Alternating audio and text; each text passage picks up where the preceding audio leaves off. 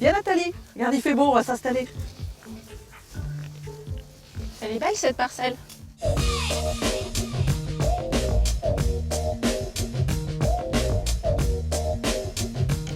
Tiens, on va s'installer là avant qu'il commence la récolte. On a un petit peu de temps. Super. Bon, il y a pas mal de graines dans ce chanvre. Qu'est-ce qu'on peut en faire? Donc il y a l'alimentation animale pour les oiseaux, pour la pêche en fait. C'est un très bon appât pour les pêcheurs quand on leur dit qu'on leur vend de la graine de chanvre. C'est un très bon appât. Et puis aussi pour l'alimentation humaine.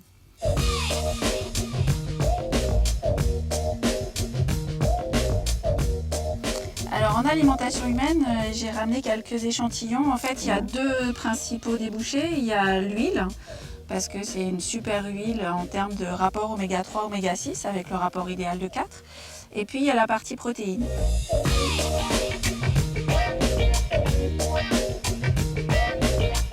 Donc il y a un intérêt nutritionnel.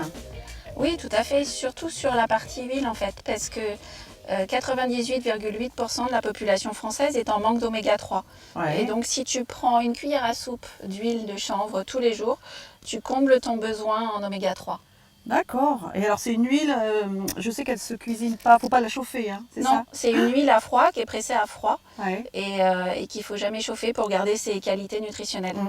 Alors elle a un petit goût noisette, mais les restaurateurs ils aiment dire qu'elle a un petit goût herbacé. Alors voilà, tous les goûts sont dans la nature. Tu veux goûter une barre Ouais, je veux bien. énergétique? Allez, une barre à base de protéines de chanvre. Donc la protéine de chanvre, en fait, c'est la protéine la plus digestible. Et le gros intérêt, c'est que tu as 50% de protéines dans le chanvre quand il est mis en farine comme ça. Donc la farine, en fait, c'est la graine pressée, décortiquée. Et donc c'est ce qui reste une fois que tu as retiré l'huile. Dans les produits transformés, en fait, tu as plein de variétés. Tu peux avoir des tofu sur la partie protéines, tu peux avoir des pâtes aussi. Et puis tu peux avoir du chocolat. On goûte? Vas-y. Allez. Bon là il y a aussi des choses en chocolat, des Ça, petites c'est graines bien. enrobées. Ouais. Alors là c'est la graine enrobée de chocolat. Donc c'est un autre aspect, c'est pas des tablettes comme ça. Donc c'est cuit au chaudron, en cuivre et chocolaté. À l'apéro, moi, je Qu'est-ce que tu as vais là-dedans? déguster des graines décortiquées. Alors ça c'est autre chose encore. Donc en C'est une autre fait, technique? oui, en fait, on retire la graine quand elle est brute, elle est avec sa coque, donc son amande, et elle passe en décortication pour qu'on puisse extraire que le cœur de l'amande. Et ça tu le mets dans les salades. Tu le mets dans les salades, tu le mets à l'apéro, c'est extrêmement bon. Et c'est très protéiné, c'est ça? Là, tu as à peu près 30% de protéines. On vient de lancer une étude de marché sur la graine pour voir un peu le marché américain, le marché allemand et le marché français pour pouvoir développer davantage toute la partie nutrition à base de chanvre, sachant qu'on a aussi comme objectif de nourrir les sportifs. Et donc, comme on a prévu d'avoir le village olympique en béton de chanvre, on voudrait pouvoir nourrir les sportifs de 2024 avec les protéines de chanvre. Ça c'est complet. Alors l'huile de chanvre, moi je vais vous dire, je la mets dans ma salade de lentilles, un petit filet, c'est extra. Sinon dans les salades naturellement, et puis après la cuisson d'une viande, légèrement un petit filet, vous allez voir, les amis en parleront après. Et abonnez-vous, et si vous avez des questions,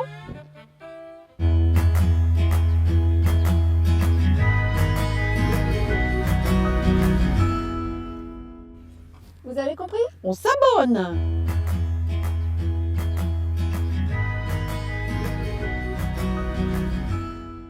On a fait 6 vidéos comme ça. Il y en a une sur la construction qui est en train d'être projetée dans la salle d'à côté. Il y en a une sur le marché alimentaire qu'on vient de voir. Une générique et une sur la partie agronomique.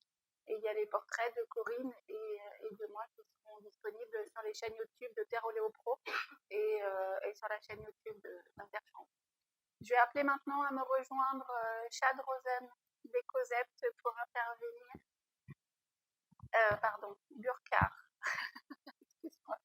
Chad Rosen qui vient des États-Unis pour nous parler du marché américain. Béatrice de Rénal et Pascal Mortoir pour que nous puissions commencer cette commission. Le compo va être produit par Burkar. Burkar a donc, comme j'ai dit dans la vidéo, travaillé sur une étude de marché.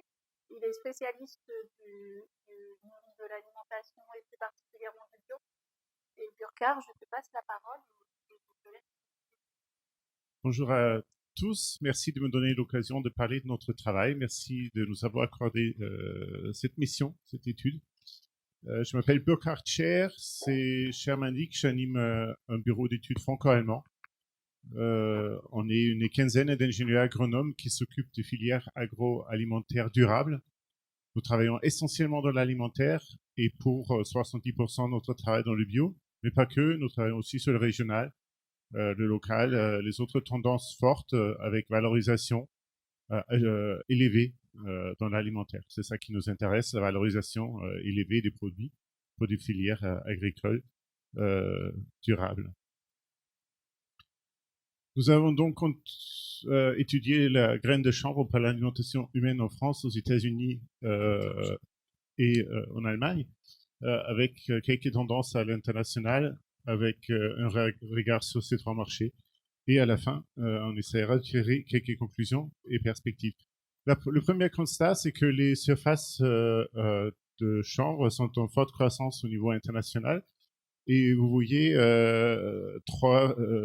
deux régions, l'Amérique du Nord et l'Europe, et en Amérique du Nord, des grands mouvements. Les États-Unis qui produisent de plus en plus, et les Canadiens qui essayent de s'adapter à cette production, qui essayent d'anticiper ici sur les productions qui se réalisent aux États-Unis. Ça, c'est toute la surface, donc fibres et graines combinées. En ce qui concerne la graine et tout qui est alimentation chanvre, il y a plusieurs tendances fortes dans l'alimentation, des tendances qui sont internationales et qui sont à long terme. C'est la tendance sans gluten, c'est la tendance produits crus, c'est les produits pauvres en glucides, riches en protéines, et c'est les superfoods. Ces tendances sont en marche déjà depuis quelques années et que c'est pas demain que ça va s'arrêter. Et la graine de chanvre, elle est clairement, peut clairement profiter de ces tendances. Trouver des chiffres en kilogrammes ou tonnes sur ces marchés, c'est dur parce que ces produits sont très mélangés. On a un indicateur pour ce qui se passe sur le marché par les nouveaux produits à base de cheneville. Et donc là, on voit que c'est très dynamique. Il y a beaucoup de lancements produits avec un premier tassement en 2017, ce qui ne veut évidemment pas dire que le marché en soi se tasse, mais c'est un tout premier signe de maturité de ces marchés. Maintenant, on a lancé beaucoup de produits. Maintenant, on va commencer le roll-out de ces produits, la vitesse de croisière de ces produits. Où est-ce que ça se passe? Donc en Europe, on a sensiblement le même développement qu'au niveau international. Et où est-ce que ça se passe? Ça se passe pour beaucoup en Allemagne, où on produit pas beaucoup de chanvre. Après au Royaume-Uni. Après, ça se répartit un peu sur l'Union européenne. La France, elle vient ici, dans les pays où sont lancés les nouveaux produits à base de cheneville. Et qui sont les acteurs économiques derrière? Donc, c'est une grosse douzaine d'entreprises, aussi bien en Amérique du Nord, au Canada, en France, en Grande-Bretagne, Espagne. On voit ces différents acteurs ici. Ici, c'est un peu le nerf de la guerre, le développement de la production et de la consommation en graines ces dernières années. Et là, vous avez d'abord les surfaces ici. Vous avez une consommation qu'on estime de se développer de cette façon. J'ai dit, il y a peu de chiffres vraiment durs. C'est des estimations avec une croissance de 8% par an. Et après, il y a des volumes de graines qu'on peut produire. La difficulté dans l'estimation de la production, c'est combien des graines qui sont récoltées sont réellement utilisées, sont réellement récupérées. Quand on produit pour la fibre, on ne récupère pas forcément les graines. Donc actuellement, c'est à peu près la moitié qui est utilisée et l'autre moitié ne rentre même pas en ligne de compte. Et si on est sur cette idée-là, qu'on récupère uniquement la moitié des grains qui sont produits, on reste en dessous du potentiel de la consommation actuelle. Par contre, si on récupère tout, on passerait au-dessus de la consommation actuelle. Donc, le calibrage de la production par rapport à la consommation, ça restera évidemment un enjeu ce prochain temps. Là, on a mis les bases de nos estimations. Il faut savoir aussi que historiquement, beaucoup de résidus de chanvre rentrent dans l'alimentation animale, ce qui est en train de changer d'ailleurs. Regardons ce qui se passe en Allemagne. En Allemagne, on a un mouvement très accidenté de la production de chanvre. C'est la ligne bleue qui signifie les hectares. Et la ligne verte, c'est les exploitations qui est relativement stable. Donc, il y a il y a presque un club de producteurs de chanvre en Allemagne qui, en fonction du marché, met plus ou moins de surface, qui emblave plus ou moins de surface. On a une demande croissante en graines et on s'intéresse de plus en plus aux fleurs, même si la législation n'est pas encore claire. Voilà, on l'a déjà dit, donc en 2018, environ 400 exploitations, mais seulement une dizaine de ces 400 exploitations sont vraiment spécialisées. Ça, c'est eux qui font le genre, peu importe ce qui arrive, les autres sont plus opportunistes, c'est eux qui ajustent par rapport au développement du marché. Si on regarde l'historique, donc il y a eu une interdiction totale de produire du chanvre en Allemagne jusqu'en 1995. À partir de 1996, on a pu remettre du chanvre en culture, mais la loi qui régule ça, c'est la loi des stupéfiants. On a donc dû reconstruire toute une filière qui en France n'a jamais été interrompue. Hein, donc en Allemagne, il a fallu réacquérir tout le savoir-faire agricole. Et aujourd'hui encore, les boulons sont un peu serrés en Allemagne. Il faut faire valider chaque parcelle par les contrôleurs par rapport à la teneur en THC avant d'obtenir le droit de récolter cette parcelle. Si jamais le taux de THC est trop haut, il faut détruire. La filière, les caractéristiques en Allemagne, donc environ 3000 hectares en 2018, la moitié seulement, sur la moitié seulement on valorise les graines. On a un rendement plus faible qu'en France, 700 kg par rapport à une tonne. 60% part dans l'alimentation humaine aujourd'hui, et on a des coopérations avec les Néerlandais qui sont ancestrales, et ça a un petit impact sur les lobbies aussi au niveau européen, parce que les Allemands et les Néerlandais font marché commun quand il s'agit d'influencer à Bruxelles. Les prix, la graine de chanvre bio pour l'alimentation humaine, ça varie entre 2 000 et 3 000 euros la tonne. La graine de chanvre conventionnelle peut atteindre 1500 tonnes, mais souvent c'est vendu à 1000 tonnes parce que la demande est plutôt orientée bio et le conventionnel n'est pas vendable en alimentaire, donc ça part au prix de l'alimentation de bétail. Et ça peut même descendre plus bas encore.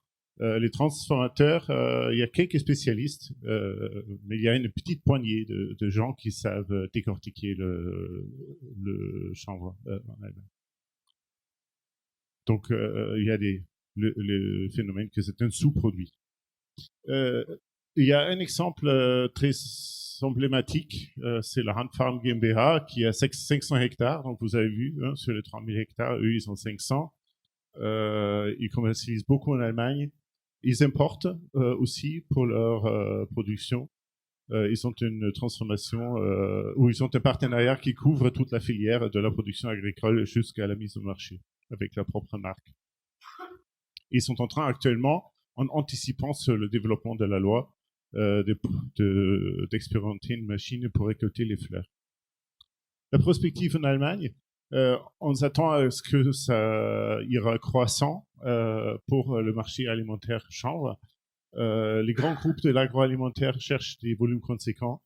La croissance passera par la réhabilitation de l'image, par l'amélioration de la législation qui est aujourd'hui la principale barrière. Et on aura des structures de transformation plus puissantes qu'actuellement.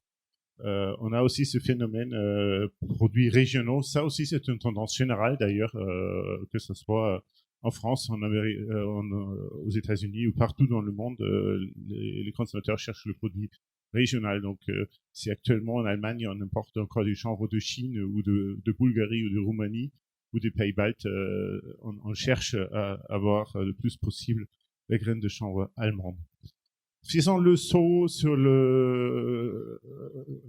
l'Atlantique et regardons ce qui se passe aux États-Unis. La production aux États-Unis a été jugulée longtemps par le système de licence par État.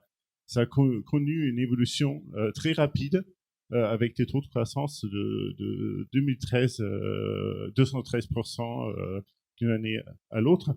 Mais tout ça, c'est fini maintenant parce que grand coup de tonnerre, le 11 décembre 2018, la nouvelle loi orientation agricole considère le chanvre comme un produit agricole banal et il sort complètement de tout contrôle. Donc on peut maintenant produire du chanvre comme du blé ou comme n'importe quelle autre culture aux États-Unis. Néanmoins, le passé récent a fait que il y a des États où la production est plus avancée qu'ailleurs parce qu'on a su se spécialiser avant et parce qu'on avait les licences par État déjà historiquement, ce qui a permis d'acquérir les compétences et aussi d'installer les techniques pour transformation. Donc actuellement, on a encore ces concentrations dans le Montana, le Colorado et Kentucky, d'où nous vient Chad Rosen qui répondra à vos questions avec grand plaisir. Le marché du chanvre, donc là, c'est tous les produits à base de chanvre confondus. Et vous voyez, voilà, c'est plutôt confortable comme courbe de croissance, ça va bien. Cette croissance sera encore accélérée après le changement de la législation. Qu'est-ce que c'est qui est consommé en produits à base de chanvre? Donc là, il y a le thérapeutique, il y a les compléments alimentaires, il y a les soins corporels, il y a le textile, la fibre. Donc là, c'est tous les produits à base de chanvre, les applications industrielles et l'alimentation humaine. Et si on regarde plus en détail qu'est-ce qui se passe avec les produits alimentaires, on a pour l'essentiel des produits snacking, donc tout qui est barres chocolatées et autres, et après des boissons, des pains, de l'épicerie sèche. On avait des importations volumineuses aux États-Unis, mais c'est en chute libre. Comme vous pouvez imaginer, si vous avez vu tout à l'heure comment les surfaces se sont développées. Donc, les importations qui venaient surtout du Canada. Donc ça c'est les Canadiens. La ligne grise et le chanvre qui viennent du Canada. Donc ça s'est stabilisé. Et après, vous avez aussi des importations de Chine et de Roumanie. Mais voilà. Ces importations prennent un sacré coup sur la tête puisque les États-Unis vont produire eux-mêmes. Le chanvre est un superfood et il y a plein de produits qui évoquent des raisons de santé pour des arguments de santé pour consommer ce produit. Et on met surtout en avant aussi la teneur en protéines. En Europe, si on retourne, qu'est-ce qu'on voit comme produit, comme innovation produit ici, et quels sont les arguments que les transformateurs mettent en avant quand ils vendent des produits à base de chanvre. Donc c'est l'argument superfood, c'est de nouveau low carb, sans gluten, sans lait, riche en protéines, le snacking et les innovations. Donc là, ça fait pas forcément appel à des arguments de santé, et là non plus avec les chocolats, c'est le plaisir, mais voilà, les arguments santé viennent toujours en deuxième ligne. Regardons pour finir qu'est-ce qui se passe en France. Donc la France, leader du secteur en termes de surface, même s'il y a eu des zigzags un peu dans la production, c'est quand même une production très importante, qui a une longue tradition et beaucoup de savoir-faire acquis, beaucoup de structures développées. Si on regarde les tonnes de grains, ça c'est relativement faible. Donc à peine plus que les Allemands. Les Allemands qui ont que 3000 hectares produisent 1000 tonnes. Ici, on a 1400 tonnes pour l'alimentation humaine. on a des acteurs importants comme Tribala qu'on a vu ce matin, qui absorbent à eux seuls déjà des volumes significatifs. Qu'est-ce que c'est le bio dans tout ça? Donc, on a déjà vu dans toutes les innovations produits, c'est le bio qui tire. Tous les nouveaux produits qui sont sur le marché sont très souvent bio. Et donc, c'est quand même un moteur dans ces marchés à croissance, que ce soit l'alimentaire, que ce soit les compléments alimentaires ou les soins corporels, la cosmétique aussi. Là aussi, on cherche la matière première bio. Quelles sont les surfaces emblavées en bio, en conventionnel dans les différents pays? Pour le Canada, aujourd'hui, on a 47%. Pour l'Allemagne, 53%. Pour la France, on estime à 10% l'année dernière. Et pour les États-Unis, on ne le sait pas encore pour la simple raison que le cahier de charge pour produire bio aux États-Unis date de 2016. Donc, vous prenez les 3 ans de conversion, on n'y est pas encore, mais on estime que ça serait au moins un tiers aux États-Unis. Et les interlocuteurs aux États-Unis me disent que, aussi bien pour l'alimentaire que pour les compléments alimentaires et pour le CBD, on cherche du bio plutôt que du conventionnel. Je viens aux conclusions. Donc, le marché est en pleine effervescence. C'est une ruée vers l'or vert. C'est cette formule que plusieurs de nos experts utilisent. Il y a plusieurs tendances de consommation qui sont fortes et qui sont censées rester, qui ne sont pas des modes d'un jour qui retombent demain, qui sont derrière cette croissance du marché. Il y a une vague d'innovation produits, ce qui veut dire aussi maintenant on a des produits et on peut continuer avec une vitesse de croisière. L'essentiel de cette évolution se passe dans le bio. Conclusion et perspective et toute dernière slide. Aux États-Unis, le législateur a réduit les restrictions et la production évolue très rapidement. Et ce pays, qui est historiquement un pays importateur, va devenir autosuffisant et voire exportateur bientôt. Ils produisent essentiellement pour le génévis, peu pour la fibre. Rappelons ce cas du Canada, les Canadiens ont opéré un double virement. D'abord, ils se sont orientés vers le bio et ils ont atteint 50% en très peu de temps. Et après, maintenant, le deuxième objectif, c'est fibre graines CBD. Ils veulent avoir des variétés, ils veulent avoir des cultures, les pratiques agricoles, ils veulent avoir les installations de transformation pour répondre à ces 3 utilisations de la plante entière. Les challenges pour les producteurs français, selon ces résultats et selon mon interprétation que je soumets à votre jugement et à la discussion, c'est qu'il faudrait orienter plus de production vers le bio et il faut orienter les productions vers l'alimentaire et l'utilisation de la plante entière dans un marché qui est en plein mouvement. Même si la tendance générale est positive, ça invite quand même, dans ces efforts qu'on fera ici, ça invite à faire ça dans des cadres de contractualisation. Ne pas convertir à l'aveugle, ne pas convertir sans avoir l'aval organisé. Parce que ce marché du chanvre, même si tout ira bien, il verra des hauts et des bas ces prochaines années. C'est typique pour des marchés jeunes et en plein, c'est des petites maladies de jeunesse, on va dire, en France. Merci pour votre attention. Merci beaucoup pour ton intervention.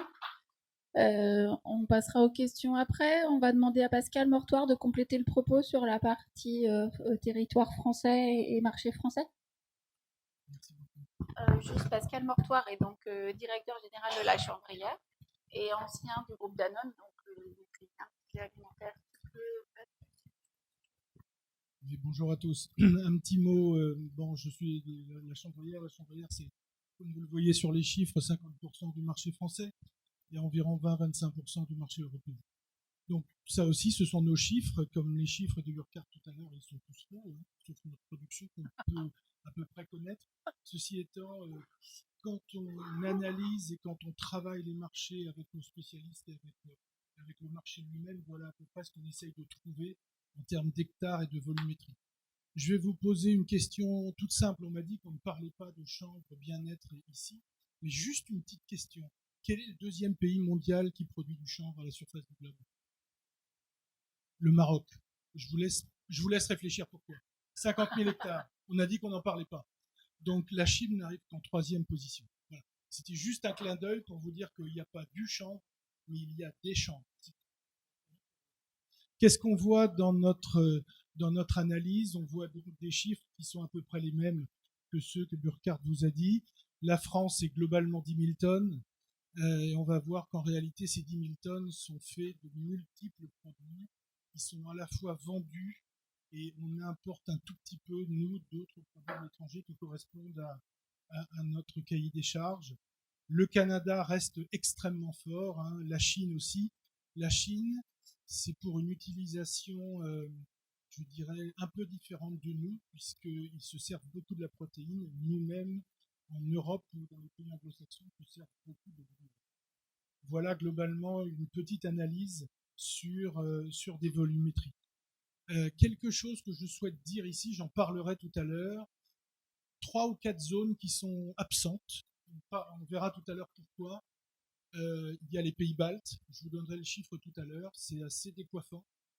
Vous avez les pays des Balkans, vous avez d'autres pays d'Europe de l'Est aussi, c'est le chiffre de tout à l'heure, c'est pour pas que vous vous endormiez.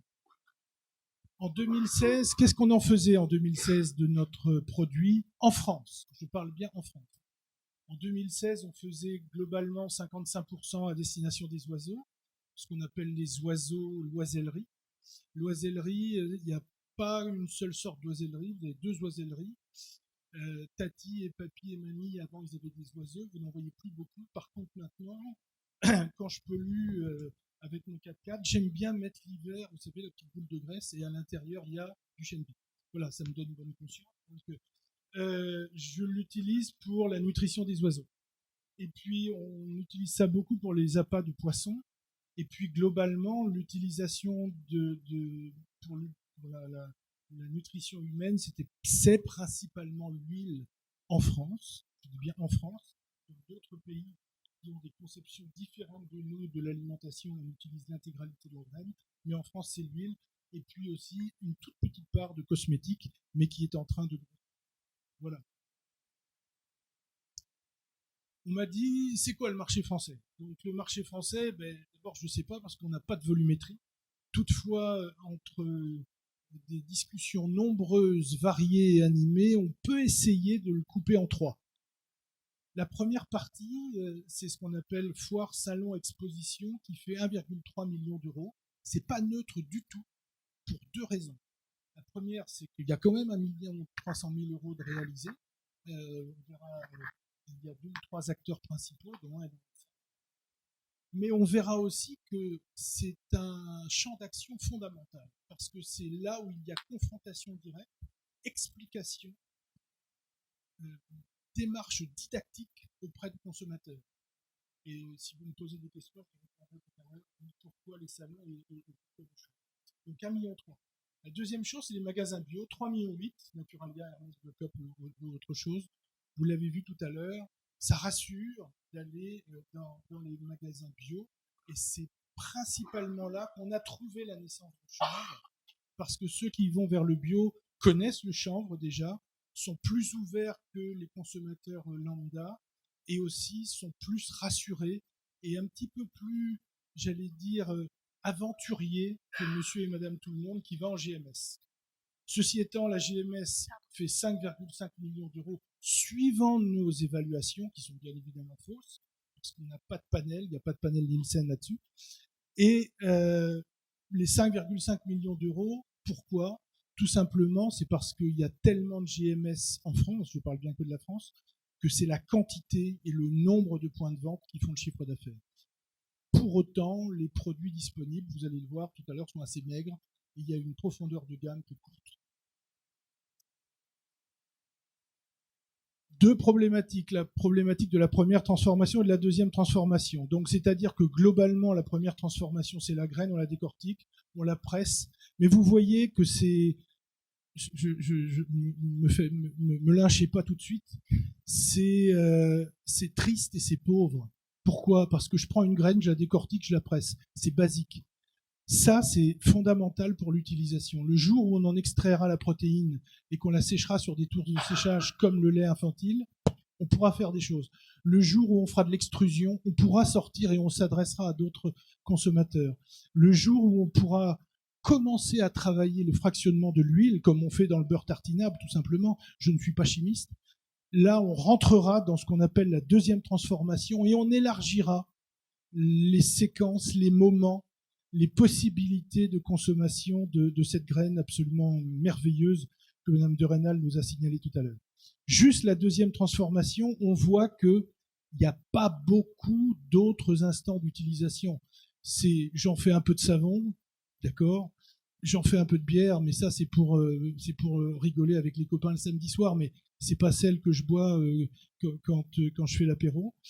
Et puis des petits instants. Mais globalement aujourd'hui, qu'est-ce qui manque à ce chanvre? Il manque des plats cuisinés, il manque des instants de consommation journaliers, l'introduction dans du pain, il manque globalement l'utilisation massive des protéines qui sont magiques.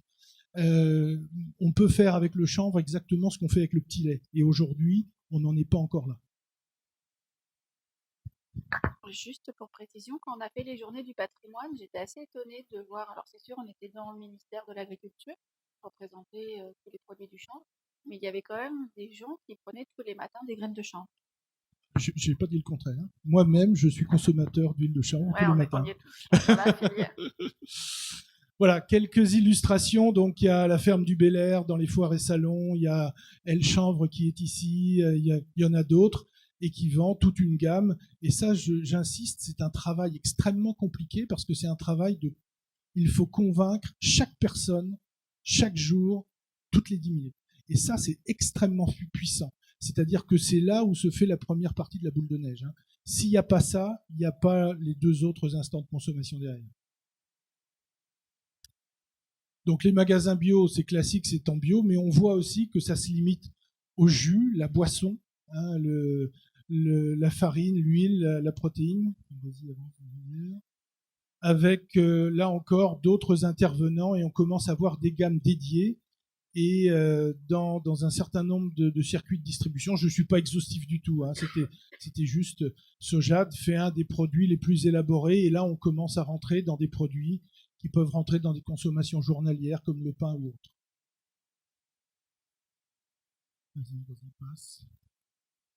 Et puis arrivent les grandes et moyennes surfaces où des gens comme Bjorg ou d'autres commencent à rentrer des produits qui sont les boissons, les laits, enfin on n'a pas le droit de dire lait, mais des boissons blanches qui ressemblent à celui de la vache, et des protéines ou des produits décortiqués.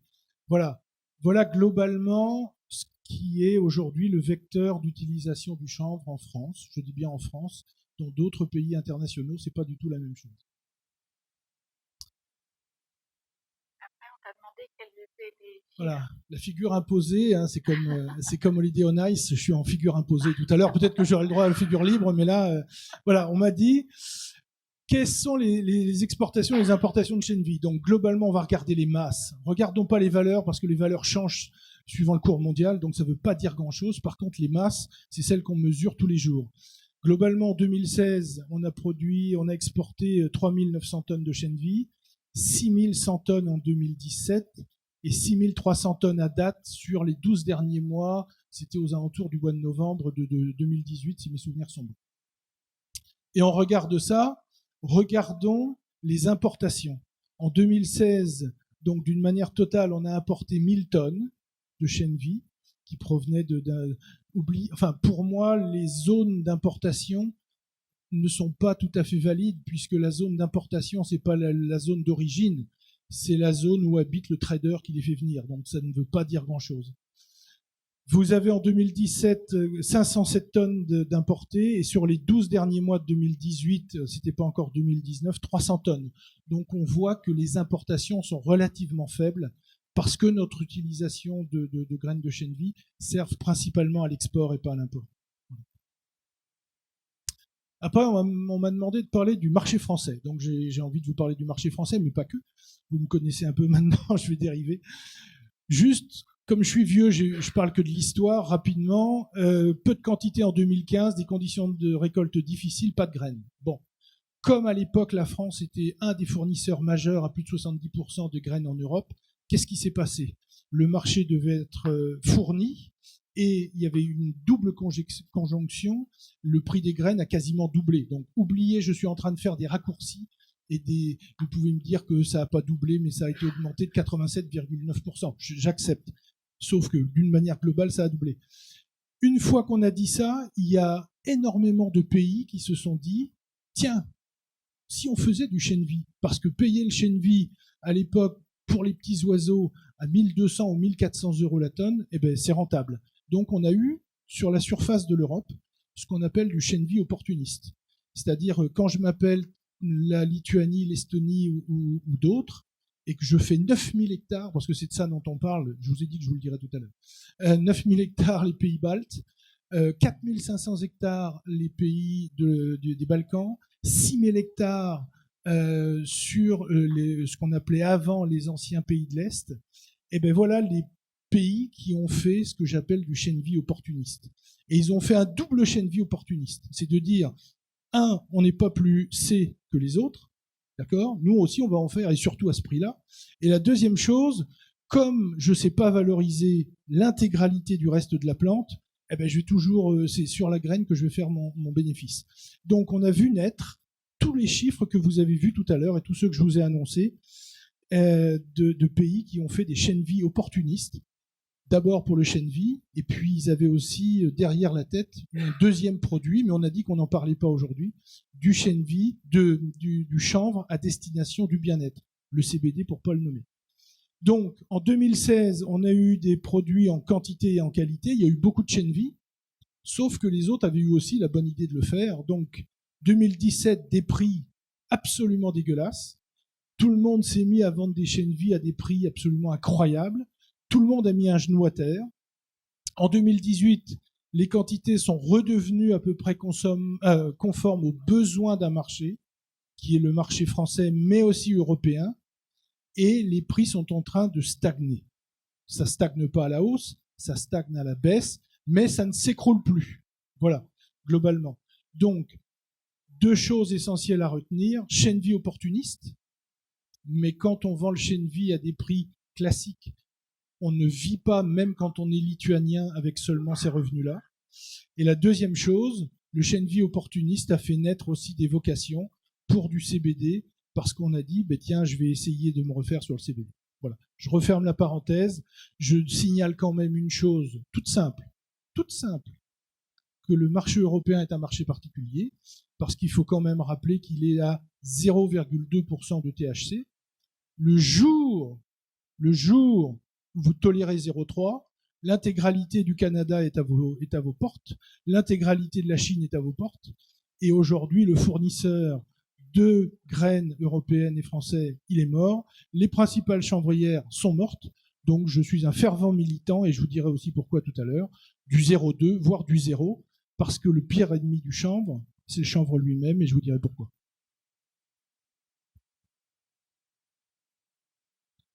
Après, on m'a dit comment on subit moins les fluctuations. Voilà, pour subir moins les fluctuations, il faut avoir des quantités régulières. Tout à l'heure, on en a parlé quand l'automobile a pris la parole en disant quand je fais une voiture aujourd'hui, j'ai besoin que le prix reste le même pendant 7 ans.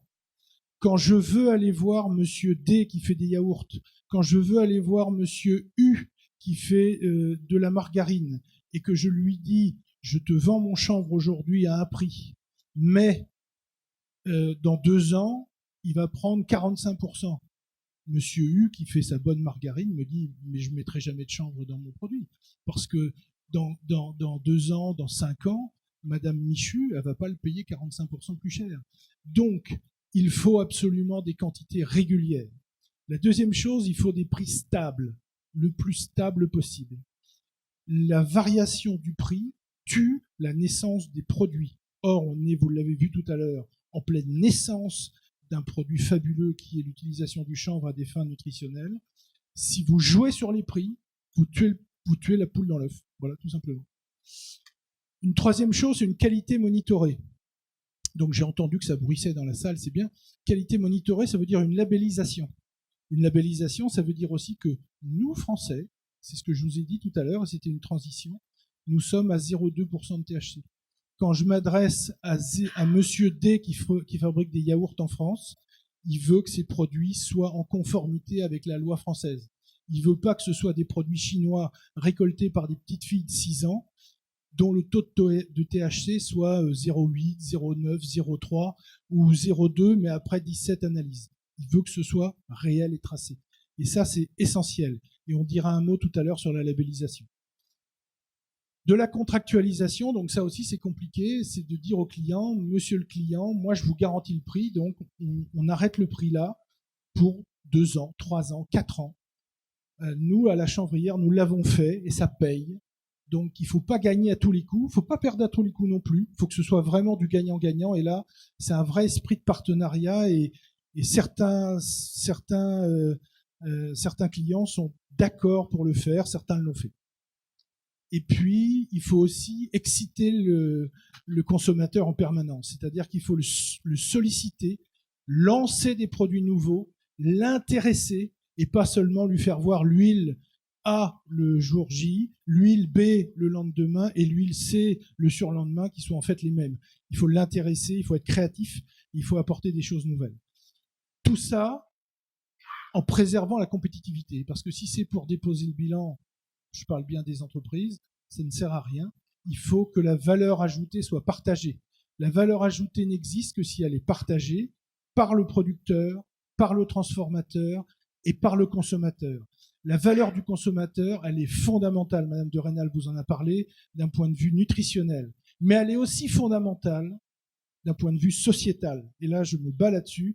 D'un point de vue sociétal, on est complètement en phase avec les grandes tendances. Pour compléter ton propos, dans la contractualisation, il y a aussi les états généraux d'alimentation qui ont permis de revoir les contrats producteurs pour redonner de la valeur et pour pouvoir changer un peu le modèle.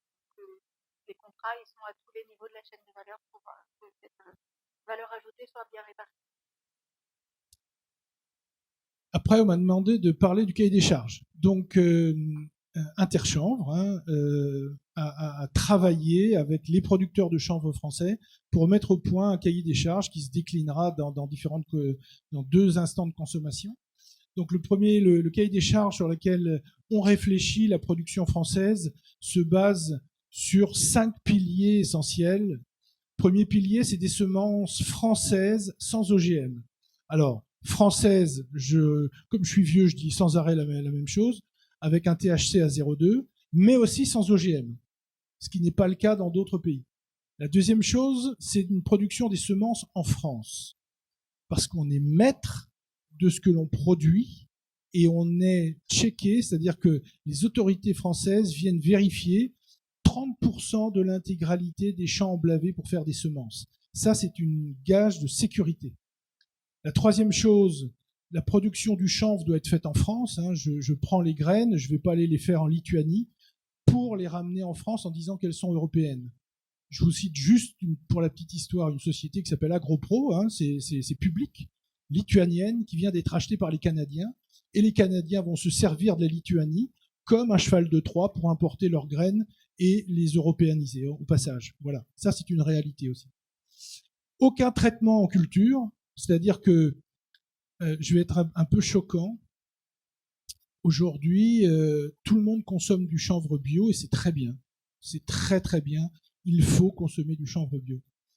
Mais demain matin, quand on va vouloir vendre du chanvre aux 50 ou 60 millions de consommateurs français, mais aussi aux 400 millions de consommateurs européens, le chanvre bio ne suffira pas. Il faudra passer au chanvre conventionnel alimentaire, fondamentalement.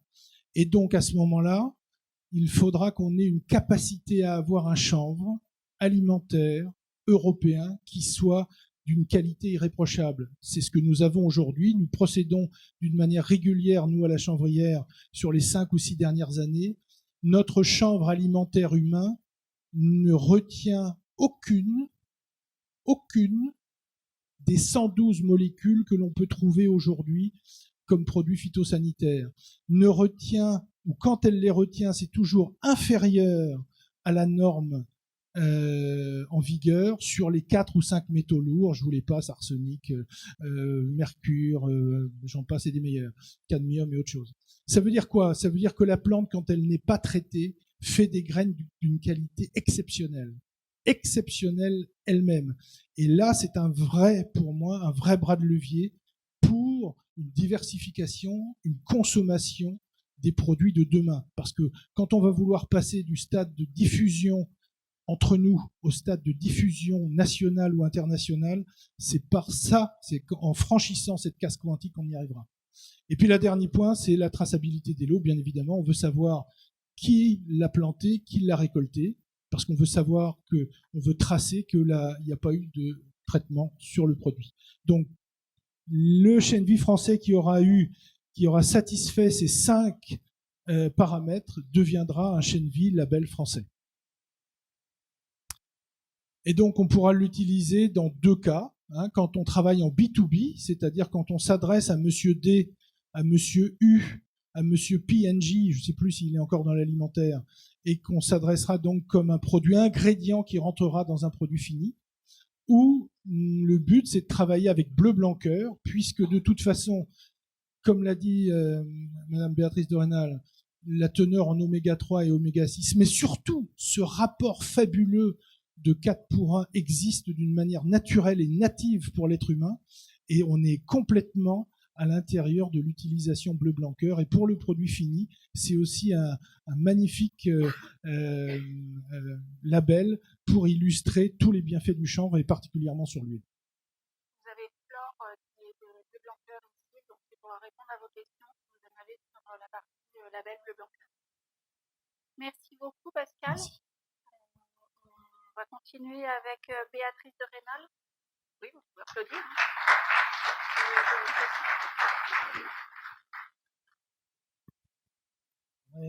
Apporter un complément sur ce que Pascal a dit. C'est pas 30% des semences qui sont contrôlées, c'est 100%. 30%, c'est les autres cultures qui sont contrôlées au niveau de l'alimentation européenne. Mais les semences, c'est 100%. D'accord, 100% des semences sont contrôlées et 30% des parcelles en culture. Donc Béatrice, ce matin, nous a présenté tous les atouts nutritionnels du chêne vie. Maintenant, elle va nous parler plus de la partie attente consommateur. Bonjour à tous. Donc, moi, on m'a posé comme question quelles étaient les attentes des Français. Le chêne vie, c'est bien joli, mais maintenant, qu'est-ce qu'on en fait? Donc, en fait, vous savez peut-être pas, mais dans notre agence, on veille le monde de l'innovation. On a un partenaire qui s'appelle Innova Database et qui est la plus grosse base de données innovation qui existe dans le monde et qui incrémente chaque année 250 000 produits dans une base à partir de 175 pays. Et nous, on gère toute la partie France. Donc, tout ce qui est nouveau, on le ramasse, on le met dans la base, etc. Ce qui nous permet d'analyser les tendances, des émergences et ce qu'on appelle des bruits faibles. Et de là, eh bien, effectivement, on a un outil extraordinaire pour faire de l'analytique et puis essayer de voir quelles sont les tendances et où est-ce qu'elles vont et surtout pourquoi ces tendances-là. Parce qu'en fait, ça vient jamais de rien, vous savez, les tendances. Donc nous, on suit aussi à l'agence beaucoup les consommateurs, c'est-à-dire qu'on les écoute, on les observe, on regarde ce qu'ils mangent, on regarde évidemment ce qu'ils achètent, ça c'est pas trop dur. Et puis après, on essaie de voir aussi comment ils cuisinent, et puis qu'est-ce qu'ils pensent de leur alimentation et sont-ils contents ou sont-ils déçus. Et puis on essaie de voir comme ça, finalement, qu'est-ce qui pourrait leur faire plaisir.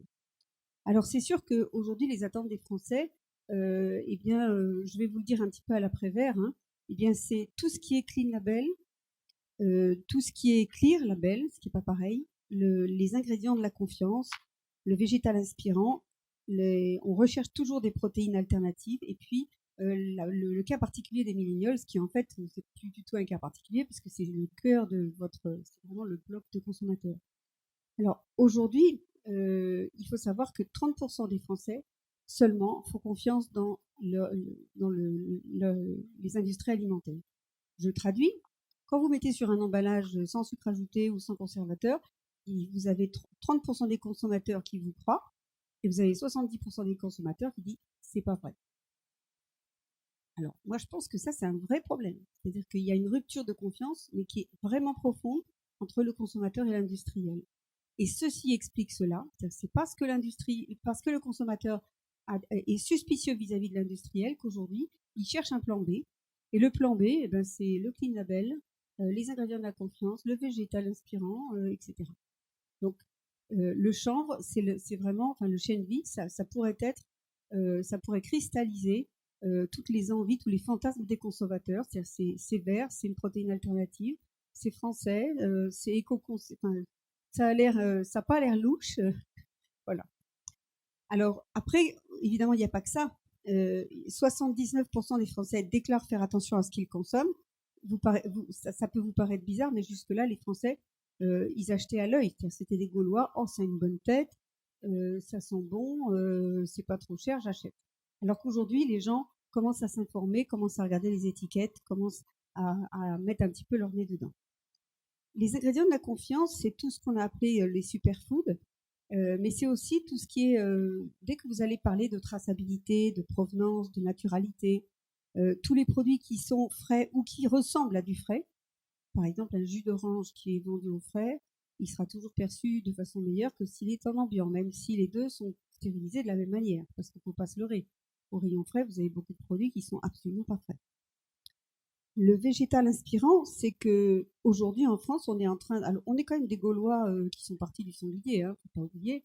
Eh bien, bon, il y en a, le sanglier est pas loin, je vous rassure, mais quand même, la consommation de viande aujourd'hui, elle a beaucoup baissé, aussi parce que la viande est chère et que finalement, elle était peut-être un peu déceptive parfois. Alors aujourd'hui, le Français, il va vers un peu moins de viande, mais de la meilleure viande. Et puis, il est intéressé, il est flexitarien, basiquement. C'est-à-dire que parfois, il se fait un repas sans viande, puis ça va bien. Parfois. Et donc, en fait, les millennials, effectivement, de plus en plus, ils vont aller vers des repas sans viande. Pas forcément avec du poisson, c'est vraiment, voilà, bon, je me débrouille. Alors, je vais avoir, bon, évidemment, je peux faire une pizza, mais au-delà de la pizza, je peux aussi avoir un plat où il y a des légumineuses, des céréales, des légumes, des petites graines par-dessus, une bonne petite huile pour accommoder. Et là, on est au paradis. Donc voilà, c'est vers ça qu'on va. Alors aujourd'hui, je vous l'ai dit tout à l'heure, ce matin, on mange beaucoup trop de protéines déjà. Et bien pourtant, on en reveut encore. C'est-à-dire qu'aujourd'hui, on va essayer de chercher des protéines alternatives. C'est-à-dire, bon, sachant que j'ai moins envie de viande, qu'est-ce que je pourrais prendre pour remplacer ces protéines? Alors, manger des lentilles, c'est bien joli, mais les lentilles, il y a beaucoup de gens qui ont des réminiscences de cantine, là où la lentille, elle n'était pas forcément à son top, hein, d'accord? Je vois des yeux qui sont brûlants de remerciements. Bon, alors aujourd'hui, en fait, évidemment, on arrive à faire des plats absolument magnifiques, végétariens, végétaliens, à base de tout ce qui est légumineuse, tout ce qui est céréales, etc. Donc, je pense qu'on est sur la bonne voie là-dessus. Et justement, la protéine de chêne vie est vraiment une des alternatives possibles, faciles, puisque je vous l'ai dit ce matin, c'est une protéine qui a la chance d'être équilibrée en acides aminés. Donc, à la limite, elle se suffit à elle-même. Elle n'a pas besoin de mélange. Bon. De toute façon, moi, je suis nutritionniste. Je pars du principe que plus vous mangez varié, mieux c'est. Donc, vous pouvez la mélanger si ça vous fait plaisir, mais c'est pas une obligation. Et puis, les millennials, c'est vrai que c'est ce qui fait aujourd'hui le gros des acheteurs. Et les millennials, eux, ils sont prêts à toutes les aventures. Ils ont l'esprit ouvert, mais ils sont très gourmands. Alors eux, la variété, si vous voulez, c'est pas comme vous. La variété, c'est lundi c'est pizza, mardi c'est sushi, mercredi ça va être autre chose.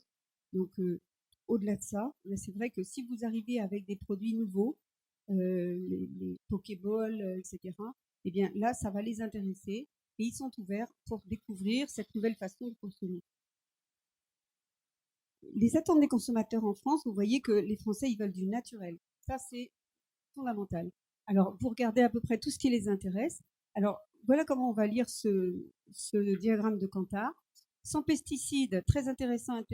Total, 83% des Français sont intéressés par ça. Par comparaison, vous voyez que les Anglais, ils sont à 59% seulement. Donc, c'est pour vous dire que les Français sont extrêmement intéressés par le sans pesticides. Deuxièmement, ingrédients 100% naturels. Le Français, au total, c'est 82%. Les Américains, 62%. C'est vous dire combien le Français veut absolument du naturel. Sans conservateurs, sans antibiotiques, etc., etc. Donc vous voyez que toute la mode des clear labels, c'est quelque chose de très important pour les Français.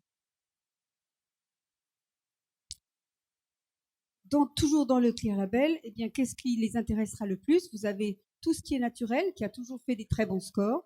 Vous avez tout ce qui est sans conservateur, sans additif ici. Alors, je ne sais pas si vous voyez, mais 46 000 produits nouveaux, lancements nouveaux de sans conservateur pour une base de données qui incrémente chaque année 250 000 produits, c'est énorme. C'est-à-dire que c'est vraiment, ça, c'est une tendance, quoi. Hein. Ça, c'est un tsunami. Et organique, vous voyez que 30 000 produits nouveaux chaque année qui sont lancés en organique, c'est quelque chose qui est aussi tout à fait phénoménal. Alors, le français est suspicieux, très bien, donc voilà. Et c'est pour ça qu'il y a le succès de toutes les applis, il vient de là aussi. Ah, de toute façon, les industriels, ils ne cherchent qu'une chose, c'est à m'empoisonner. Donc, les applis, au moins, elles sont honnêtes, elles vont me dire la vérité. Et les applis, si vous comparez les applis entre elles, il y en a une qui va dire « Oh là là, touche pas ça », l'autre « Tu peux manger ça », l'autre c'est violet. Enfin voilà. Donc, autant vous dire que là, vous comprenez tout de suite la validité scientifique de ces applications. Néanmoins, vous comprenez aussi que c'est quand même tout à fait emblématique de la panique un petit peu et finalement, le consommateur, il est absolument perdu avec tout ça. Alors, tout à l'heure, je vous ai parlé de suprématie végétale. Eh bien, c'est vrai que pour les Gaulois que nous sommes, l'animal est maléfique, le végétal est toujours bénéfique. Même si scientifiquement, évidemment, c'est pas le cas, mais peu importe. Donc, tout ce qui est vert, de toute façon, c'est toujours mieux. Alors, les flexitariens, aujourd'hui, représentent 34% des ménages français, ce qui est beaucoup.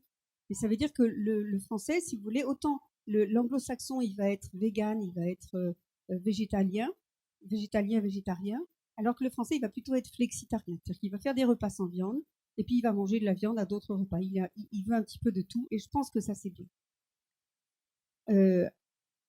Bon, je vous le redis, tout à l'heure, je vous ai dit que dans 100 grammes de steak, il y avait autant de protéines que dans 58 grammes de graines de chèvre vie décortiquées. Donc, c'est pour vous dire que voilà, une protéine alternative qui est facile. Et la naturalité, aujourd'hui, c'est vraiment, bon, il n'y a pas que les Français que ça intéresse, mais les Français en particulier. Vous devez savoir que la majorité aujourd'hui des colorants qui sont utilisés par l'industrie alimentaire sont d'origine naturelle. Et aujourd'hui, on n'est plus dans les colorants, on est dans ce qu'on appelle les substances colorantes. Donc, on tire de différents produits des colorants, des produits colorants qui sont utilisés dans les produits alimentaires. En clair, avant, dans le yaourt Danone qui était à la fraise, il y avait du rouge de cochenille dedans, donc il y avait marqué colorant de point rouge de cochenille. Aujourd'hui, il n'y a plus de colorant, il n'y a plus d'additifs, il y a marqué jus de betterave. Aujourd'hui, on est dans la naturalité. Mais le clean label, vous voyez, ça veut dire j'enlève tout ce qui est artificiel. Le clear label, ça veut dire je vous dis la vérité et j'essaye de vous donner une formulation qui soit logique. Donc, une formulation logique, par exemple, j'ai pas envie que vous mettiez du sel dans mes croquettes de petit déjeuner. J'ai pas envie que vous mettiez du sucre dans ma soupe. Il y a du sucre dans les petits pois, hein, d'accord? Mais dans la soupe aussi. Mais là, dans mon yaourt à la fraise, il y a de la fraise, mais il y a aussi du jus de betterave. Est-ce que vous trouvez que c'est logique? Est-ce que c'est acceptable? Est-ce que c'est... Oui, c'est naturel. D'accord? Oui, non, peut-être? Bon, je vous laisse réfléchir là-dessus. Voilà. Alors, effectivement, si c'était du jus de fraise, ça serait mieux. Le végétal inspirant, c'est pour vous dire que aujourd'hui, dans les protéines alternatives, on peut évidemment tirer des protéines de beaucoup de choses, parce que la protéine, elle est absolument partout dans le monde vivant. Dès que quelque chose a été vivant, il y a des protéines dedans. Donc, on va en trouver en majorité dans tout ce qui est... Dans les meilleures sources de protéines végétales, ça va être les céréales, les protéagineux et les graines oléagineuses. En clair, le blé, le pois, le chèvre. Donc là, ce sont des sources significatives. Bien sûr, vous pouvez en trouver dans d'autres choses, hein, mais voilà. Et aujourd'hui, eh bien, vous voyez qu'il y a des substituts de viande, mais il y a aussi des substituts aux produits laitiers. Donc, on a vu qu'il y avait des jus de soja pour remplacer le lait. Il y a aujourd'hui des laits d'amande. Il y a aussi maintenant des choses qui sont faites avec du chèvre. Donc, par exemple, ici, vous avez une sorte un produit qui est fait avec du chèvre, qui est une source naturelle d'oméga 3. Le problème après, ça va être éventuellement le calcium. Et vous voyez que les produits de lin sont extrêmement variés. Les produits de chanvre sont extrêmement variés. On peut en trouver vraiment dans toutes sortes d'applications avec des produits que moi j'ai pas tout goûté. Hein. Il faut évidemment que ça soit bon. Alors l'éco-conception alimentaire aujourd'hui pour le français est quelque chose de très important. Les Français sont très à cheval sur le gâchis alimentaire. Ils aiment pas ça du tout. Et quand ils commencent à être vraiment sensibilisés au bio d'une part, et puis à l'éco-conception. L'éco-conception, ça veut dire que aujourd'hui, vous voyez que réduire l'impact de mon alimentation, finalement, c'est assez simple. Hein.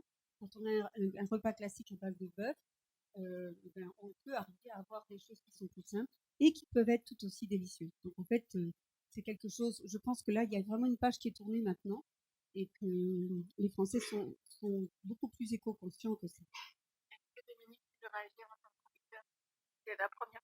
Alors, ça, c'est le bio en France. Alors, on était très en retard. Maintenant, on rattrape le retard et on galope, on va à la vitesse. Je pense que c'est très bien. Le bio, ça renoue un petit peu la confiance entre le consommateur et le producteur. Ça resserre un peu les liens aussi. Souvent, quand les produits bio, vous prenez le temps d'aller les chercher alors que tout le reste, vous faites livrer à la limite. Donc, ça veut dire que vous redonnez un sens à votre alimentation. Et ça, je pense que c'est fondamental pour l'équilibre de chacun. Tout à l'heure, on a parlé des superfoods, c'est ce qui est une autre tendance. Hein. Alors, c'est pas compliqué. Qu'est-ce qui est plus... Si je veux faire contre l'industrie, qu'est-ce que je fais? Je prends tout ce qui est superfood, parce que je sais que l'industrie ne peut pas s'offrir. Donc, ça va être... il y a des superfoods qui sont complètement idiots. Mais ça va être le calais, ça va être la goji, ça va être l'açaï, ça va être des choses comme ça. Mais ça peut être aussi, bon là vous avez des petites graines de chia qui se promènent dans une boisson. Donc en fait, qu'est-ce qui est important là-dedans? C'est que vous sachiez que certains aliments ont une teneur en nutriments bien supérieure aux autres. Et ils sont intéressants. Et bien dans ces super aliments, vous avez par exemple l'épinard, le cassis, vous avez le chou, donc, vous voyez, c'est pas la peine d'aller chercher en Himalaya ou en Amérique du Sud. Et puis, un de ces super aliments, ça va être le chéri. Parce qu'il c'est une petite graine qui est un peu magique. Mais je peux aussi citer le lin, la noix, le noisette. Voilà. Tout ça, c'est des choses qu'il faut absolument qu'on remette dans nos assiettes. Et franchement, qu'on avait quand même largement éliminé. Donc, voilà, il faut leur refaire le plan.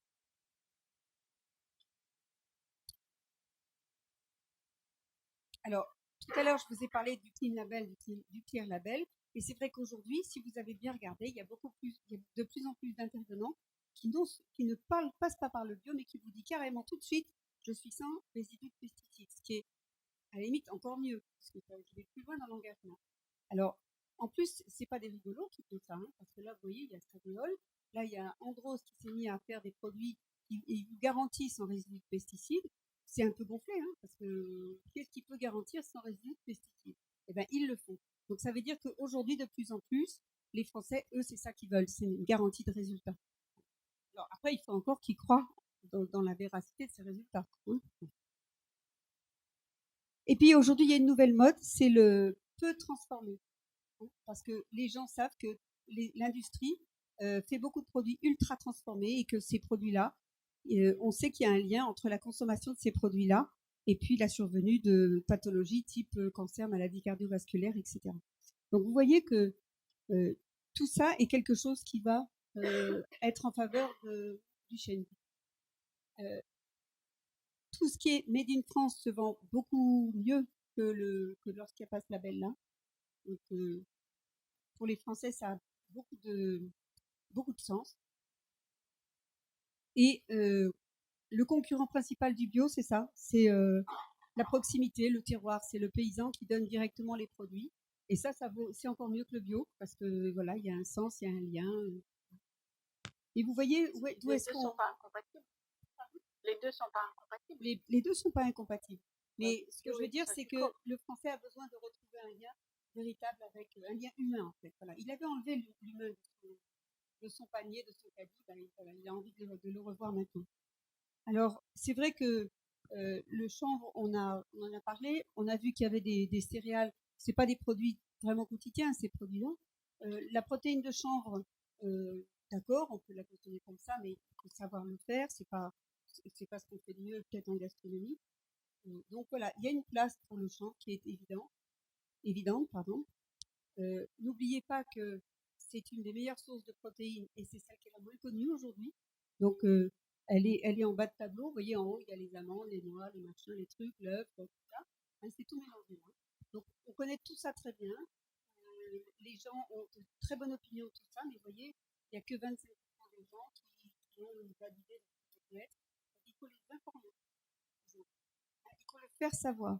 Et aujourd'hui, si vous voulez, moi, mon rôle en tant que nutritionniste, ça serait, je vous conseillerais de le dire d'abord à des diététiciens, à des médecins, pour le faire connaître juste. Ah, vous savez, ça existe, parce qu'ils ne le savent pas. Et puis après, donc, petit à petit, il va faire connaître le produit et montrer que c'est un produit à la limite comme les autres, et qui a toute sa place, et qui n'a pas d'inconvénients, ce qui n'est quand même pas le moindre des intérêts. Donc, on a des lentilles, des pois, etc. On a des micro-algues, mais les Français sont un petit peu réticents à tout ça, parce que c'est pas forcément formidable d'un point de vue goût. Et donc, voilà, vous avez là une nouvelle opportunité. Tu peux nous dire comment le marché évolue? Alors, aujourd'hui, moi, de ce que je vois, je reviens du Syrah, là, il y avait pas mal de produits de chanvre un petit peu à droite et à gauche. Il y avait beaucoup de produits véganes. Et ben oui, les chefs se mettent au vert. Ils se mettent au vert aussi parce que ils ne peuvent plus faire l'impasse sur le vert. Parce que s'ils ne mettent aucun produit vegan ou végétarien dans leur carte, eh bien, monsieur qui vient avec madame qui est végétarien, ils font un tour quand ils voient la carte et qu'il n'y a rien de commercial.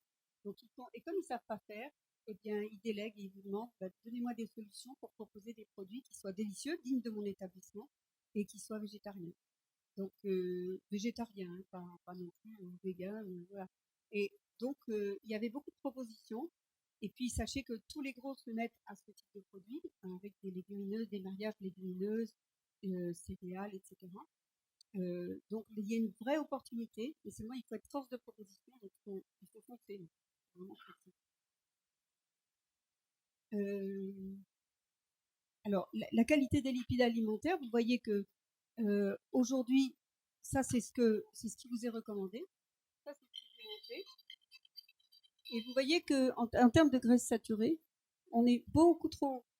Alors là, l'intérêt, c'est que la graine de chènevis décortiquée, non pas l'huile, elle peut avoir un effet vraiment important, puisqu'il suffit d'une cuillère à soupe de chènevis pour avoir 85% de vos besoins en oméga 3 et pour pouvoir justement corriger ce gros excès qu'il y a là-dedans.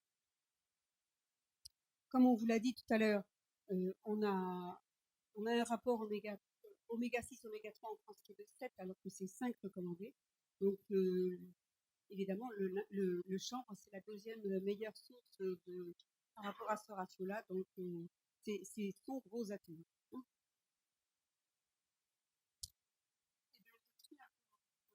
J'ai reçu tout à l'heure les premiers résultats d'autres analyses qu'on avait faites et qui vont confirmer celle-là, c'est-à-dire que la graine de chènevis est source de calcium, source de phosphore, source de magnésium, très riche en magnésium. Donc en fait, elle confirme vraiment de très bonnes teneurs, ce dont je ne me doutais pas parce qu'en fait, j'ai fait une revue bibliographique internationale et qui compile énormément de données, donc à coup sûr, on a des données fiables et on peut maintenant les communiquer. Pareil pour les vitamines, peut-être pas que je fasse... La dernière question que j'avais à te poser, moi, c'était en quoi le chènevis correspond aux attentes des consommateurs? Eh bien alors, c'est ce que je viens d'expliquer, c'est-à-dire que le chènevis, il est français, il a une bonne composition nutritionnelle, il n'a pas d'inconvénients, et il apporte des nutriments, des micronutriments qui manquent aux Français. Donc il a énormément d'atouts. Maintenant, il faut le savoir, il faut le faire savoir. Il a des atouts beaucoup. On a pu les qualifier, on a pu les faire analyser, je peux vous les garantir. Et maintenant, il faut le faire savoir. Merci beaucoup. Merci beaucoup à vous.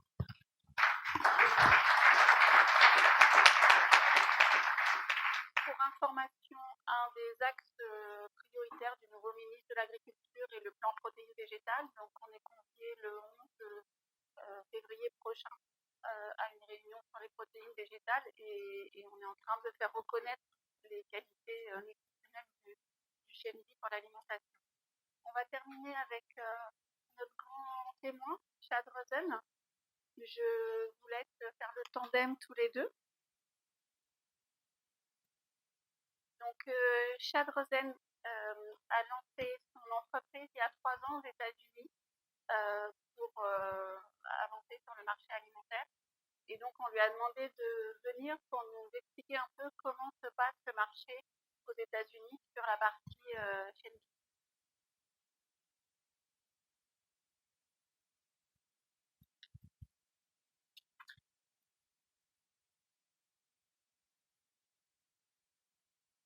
Merci, merci. Je suis désolé de parler français, but my friend here speaks French, so he can translate.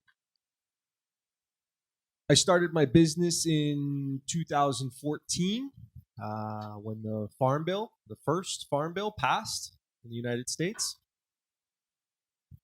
L'entreprise existe depuis 2014 quand il y avait la première loi agricole qui autorisait le chanvre. We have 2 manufacturing facilities, processing centers in the United States that are very close to the supply chains that are growing up in the United States. Ils ont 2 sites de transformation proches des surfaces où ils cultivent.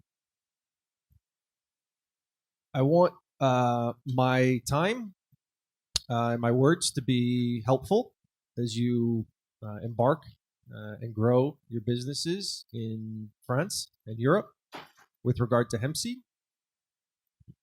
Chad Rosen souhaite surtout que ces paroles et son temps soient utiles pour vous qui commencez une nouvelle réflexion sur la graine de chanvre alimentaire en Europe. So I'll share my most observations with what I've heard today. Il est d'accord avec tout ce qui a été dit aujourd'hui, les observations sur le marché. The opportunity with hemp foods is enormous. Beatrice showed us the opportunity with hemp foods is enormous. We've heard from Beatrice, the nutritional facts, states the case very strongly.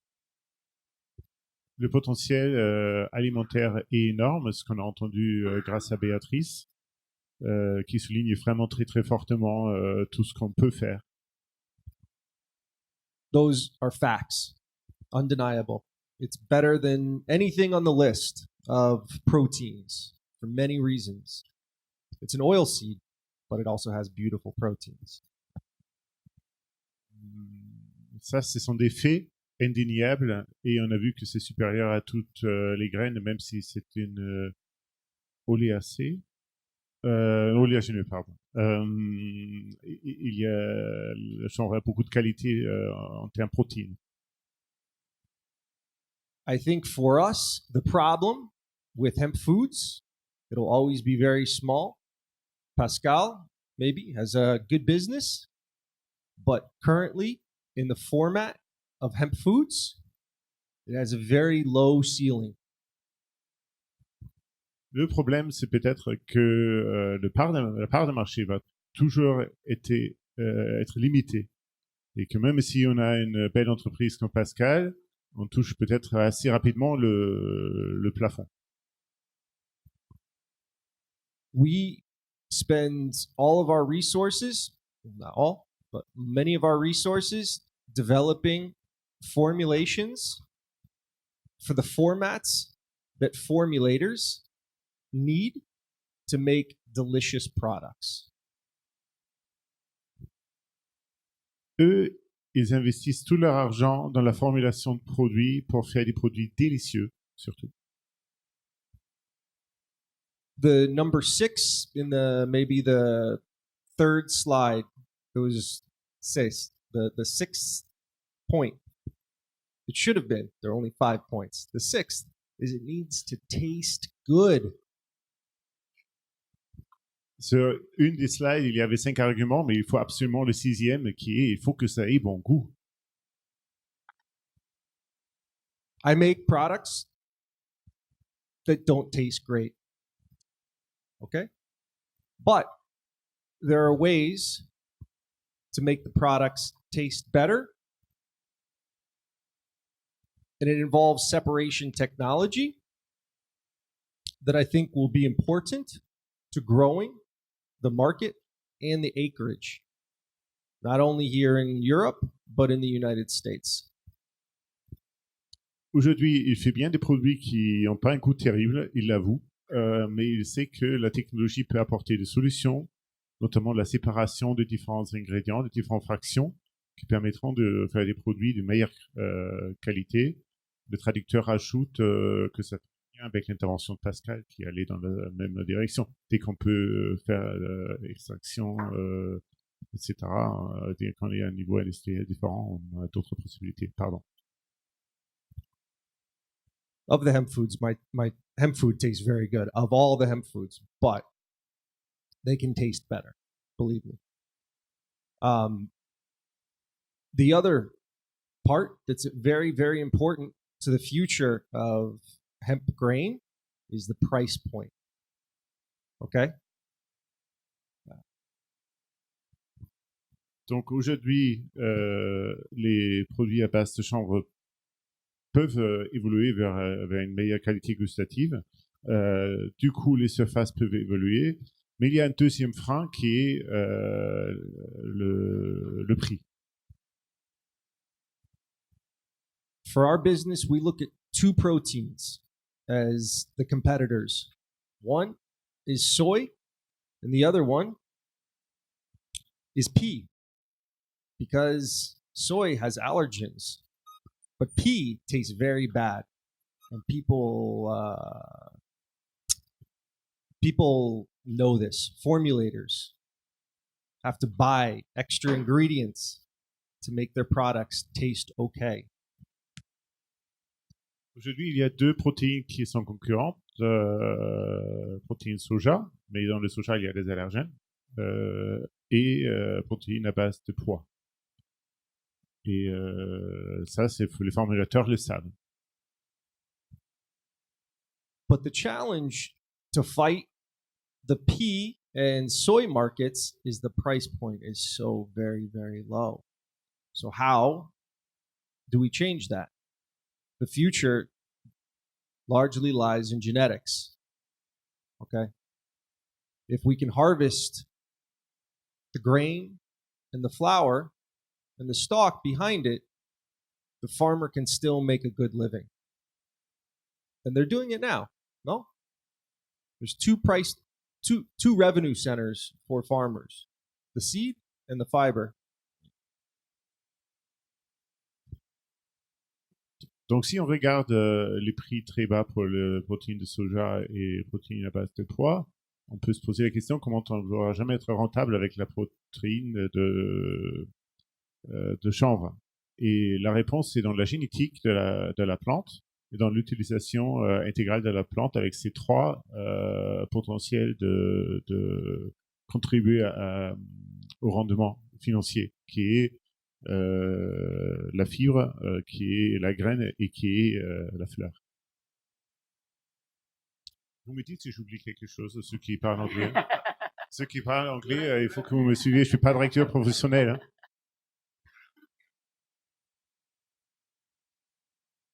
So those are the 2 points that I want to share is, from my opinion, is the flavor has to be beautiful and the price point has to be affordable for formulators.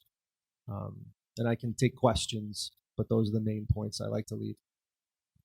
Donc ça, c'est les deux points qu'il avait envie de souligner. D'abord, il faut que le produit soit bon et après, il faut que les prix rentrent dans le schéma économique des formulateurs. Merci beaucoup à tous et je pense qu'on peut applaudir nos intervenants.